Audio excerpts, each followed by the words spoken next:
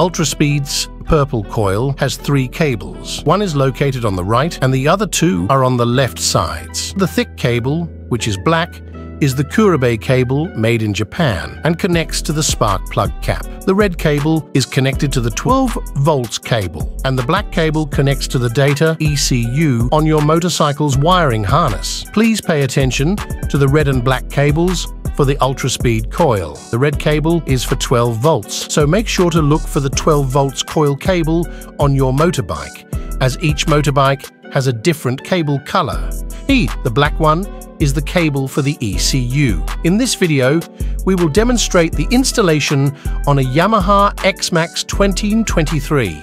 On the Yamaha X-Max, the 12-volt cable is red. We can see it here.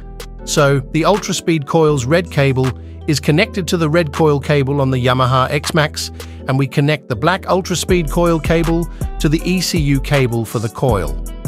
On the Yamaha X-Max, the cable is orange. Finally, for this Kurabe cable, please connect it to the spark plug cap.